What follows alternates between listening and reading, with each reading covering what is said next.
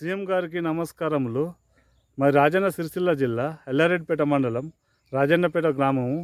నా పేరు చల్ల కృష్ణారెడ్డి, రైతును. రైతుల పక్షాన రైతులందరం కలిసి మనసులో అనుకునే మాట ఇదే.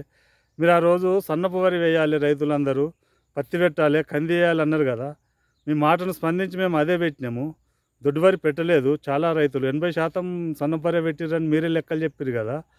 సన్నపు వరికి చీడపీడలు ఎక్కువ తగులుతున్నాయి. దొడ్డు వరకు సన్న వరకు డిఫరెన్స్ ఒక 5-6 క్వింటాలు తేడా వస్తుంది, ఖర్చు ఎక్కువ వస్తుంది. దానికి దీనికి ఒకటే రేటు అంటే ఎట్లా సీఎం గారు? మీరు కొంచెం రేటు పెంచాలి దీనికి. ఒక క్వింటాల్కి 500 వెంచి ఇవ్వాలి మాకు రైతులకు. ఇప్పుడు వడ్లకు చూసుకుంటేనేమో రేటు ఒకటే ఉంటుంది, బియ్యానికి చూసుకుంటే తేడా 2 రకాలు ఉంది. దొడ్డు దానికి 2500 దాటలేదు, సన్నపు దానికి 5000 ఉంది బియ్యానికి. మరి అందులో తేడా ఉన్నప్పుడు మాకు కూడా ఈ రేటు తేడా ఇవ్వాలి కదా. ఒక 500 మాకు మీరు బోనస్కి ఇస్తారో ఎట్లా ఇస్తారో ఏ రూపకంగా ఉన్నది మీకే తెలిసి. మాకు ఒక 500 క్వింటాల్కి ప్రకటిస్తే మాకు గిట్టుబాటు ధర అవుతుంది. ఈ చీడపీడలు, ఈ ఖర్చు ఎక్కువ, దిగుబడి తక్కువ, అవన్నీ కలిసి వస్తాయి.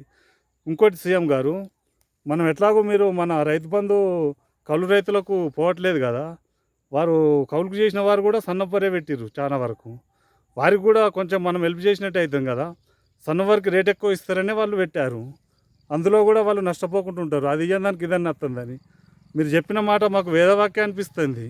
కానీ ఇది కూడా ఒకసారి చూడండి, చూసి ఆలోచించి ఇదే పంటకు మాకు ప్రకటించాలి. సన్నవారికి రేట్ ఎక్కువ వేసి ప్రకటిస్తేనే మీరు చెప్పిన దానికి మేము చేసినట్టు ఉంటుంది, మేము పెట్టిన దానికి మీరు మాకు ఇచ్చినట్టు ఉంటుంది. మీరు ఏదైనా సమస్య మీ దృష్టికి వస్తే పరిష్కరిస్తారని మాకైతే అనిపిస్తుంది. ఏ సమస్య కానీ మీరు ఒక రైతు మీకు ఫోన్ చేసిండు, మీరు రైతుకు ఫోన్ చేసిర్రు. ఇట్లాంటి సీఎంలను ఎప్పుడు చూడలేదు, మిమ్మల్ని చూస్తున్నాము. ఏదైనా మీ దృష్టికి వస్తే అది పరిష్కారం చెప్తారని మాకైతే అనిపిస్తుంది. దీనికి కూడా అదేవిధంగా ఒక పరిష్కారం చెప్పగలరని మేము కోరుకుంటున్నాము. ఈ విషయాన్ని సీఎం గారికి చేరేంత వరకు అందరూ చేయండి.